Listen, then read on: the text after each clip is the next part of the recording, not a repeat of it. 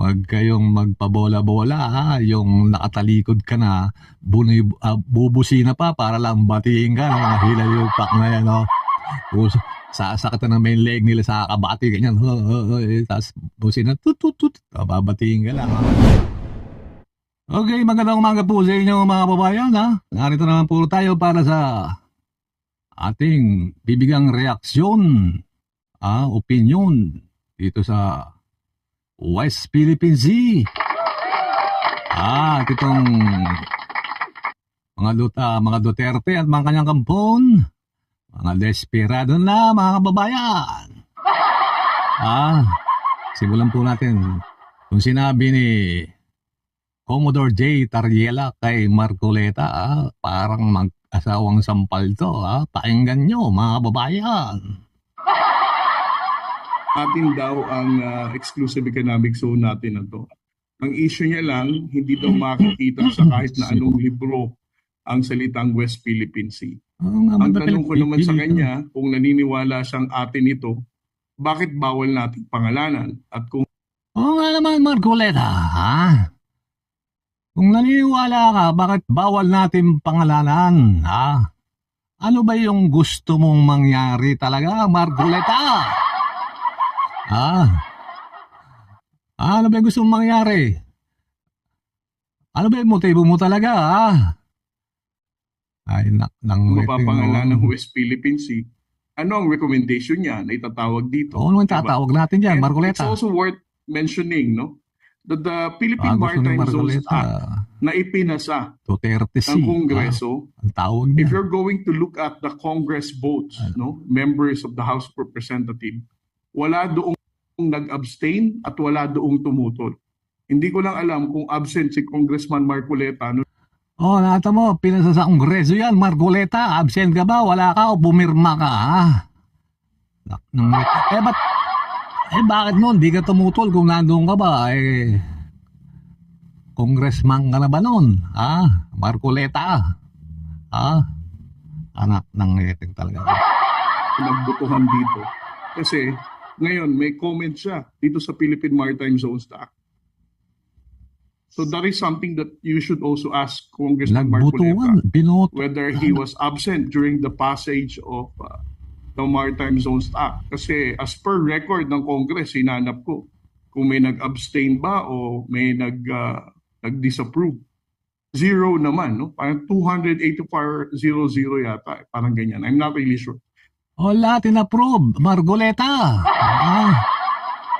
In-approvean sa Kongreso yan. Tapos ikaw, nag-iisa kang pumupuna dyan sa West Philippine Sea. Sanay na nga yung mga dila namin pagbabanggit ng West Philippine Sea. Tapos babaguhin mo na naman.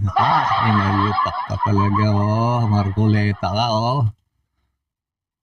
Nobody disapproved the passage of the Philippine Nobody disapproved. So meaning, if Congressman Marcoleta was present at the plenary for the voting of this bill, bumoto siya ng yes. Unless... nasaan ka ba no, Marcoleta? Sabihin mo kung nasaan ka nun. Absent ka ba? Ito mga ganitong statement, kaya ako pinapatulan lang. Kasi may mga Pilipinong mag-isip na wala nga talagang West Philippine Sea at mali ang ipinaglalaban natin ng West Philippine Sea.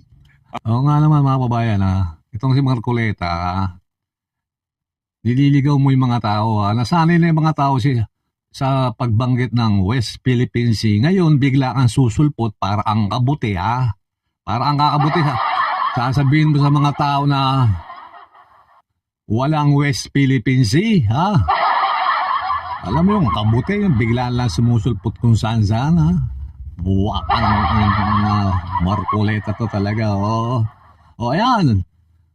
Anong masasabi mo sa sinabi ni Commodore Tariela, Sabihin mo, ignorante to, graduate yata ng PMA to. Hinayupak ang Marcoleta talaga to,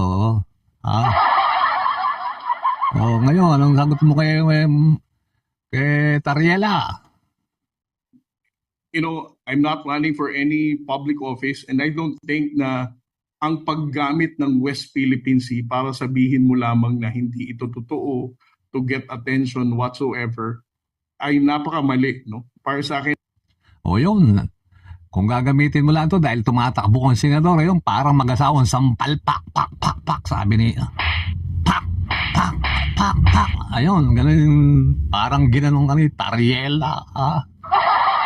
Kung gagamitin mo lang to para pag-usapan ka, Marcoleta. Kaya yan, Marcoleta, ayan, galit na galit siya yung mga, dapat to yung konseho ng bawat bayang nasa harap ng West Philippine Sea, mga kababayan, na gumawa ng resolusyon na, yung mga konsil dyan, gumawa ng, yung council gumawa ng resolusyon na persona non grata si Marcoleta dyan sa Zambales, sa Pangasinan, sa Ilocos, sa Palawan. Para maramdaman niya, sabi mo, walang West Philippine Sea, sana may gumawa niya na, mga kababayan. Oh. Ito naman pong dito sa mga kababayan, sandali lang. Hanapin ko to. Ito mga, di ba, may kay BBM, alyansa yung tawag.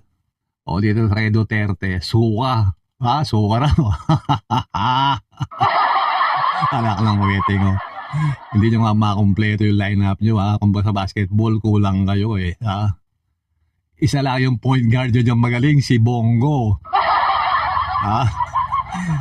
Ito si Bato, wala, sisingap-singap na gano'n sa tubig to, baka may pag-asang manalo. Tinanong nga ng media, anong sabi kung pro-China ba siya? Sabi niya, anda raw sa mga pagpatayan, Mami lang sa ICC yan, buwa ka nang takot lang hilayo pa ka na ito, mga kababayan, pakinggan natin si dating Pangulong Duterte, Marami pa rin naniniwala sa mga pinagsasabi nito, sa mga jokes nito, mga kababayan, nauutungan naman kayo mga Duterte, Hindi na kayo nadala. Nakuha kayo sa mga ganyan-ganyan, alam niyo yung mga politikong ganyan, binobola lang kayo niya, mga hilayo pa kayo,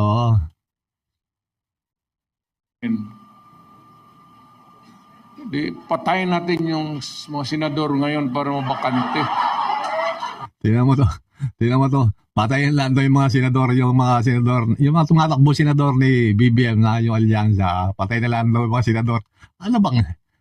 Ito yung mga salita niya, napapanood ka ng mga kabataan, kala nila maganda yung mga ganyan,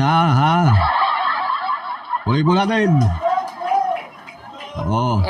Sino naman Duterte, mga utu-utu na to, mga kababayan. Nakapatay tayo ng mga 15 na senador. Pasok na tayo lahat. Mga 15 senador tayo papatayin. Wala lang bukang babig to, hindi magmura, patayin. Alam nyo dati, die hard talaga ako rito, mga kababayan, pinaglaban ko to, binoto ko talaga, pinagboto ko pa sa mga kakilala ko, kapamilya, binoto namin yan. Wala lumalabas yung mga tunay na nasa likod niya, mga kababayan. Kaya mag-isip-isip kayo, mga kababayan, kung kayo matatalinong butante, yung mga team suga. Totoo naman alam ba, tumalon-talon yung mga may mga sama na loob dyan sa Malacanang, dyan nagtalunan. Alam nyo, palubog na yung barko ni Duterte, mga kababayan. Palubog na yan may sumakay pang isa, lalo lulubog yan, si Kingmaker. Tandaan ito, mga kababayan, wala kayong pag-asa, si Bongo lang ang may pag-asa dyan. Di ba to? May pag-asa pang konti. Yung natira, wala na talaga kayong pag-asa, tagay nyo sa bato yan, Sige po, mga kababayan, hanggang dito na lamang po, yung mga boboto ng mga senador dyan sa mga local, piliin nyo po yung gusto nyo, Huwag kayong magpabola-bola, yung nakatalikod ka na, bubusina pa para lang batiin ka, mga hilayupak na yan, sasakit na ng main leg nila sa kabati, ganyan, tapos busina, tut, babatiin ka lang, mga kababayan. Okay, mga kababayan, nandito na lang po siya. Susunod po natin talakayan. Huwag niyo pong kalimutang mag-subscribe para updated po kayo sa mga susunod nating talakayan, mga kababayan. Mabuhay po kayo! Mabuhay ang Pilipinas, mga kababayan.